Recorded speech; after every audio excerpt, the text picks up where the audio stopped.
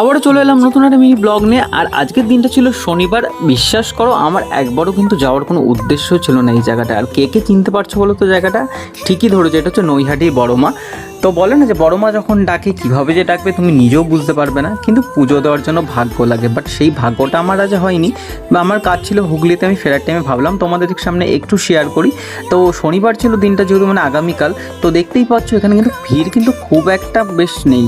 তো যতটুকু ভিড় আছে, আর দুপুরবেলা একদমই ভিড় ছিল না আমি যখন গেছিলাম।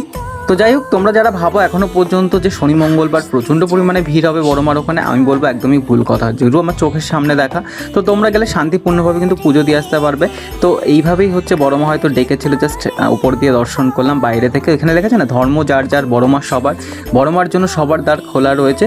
তো পারলে একবার গিয়ে পুজো দিয়ে এসো যারা ভাবছো এখনো ভিড় থাকবে।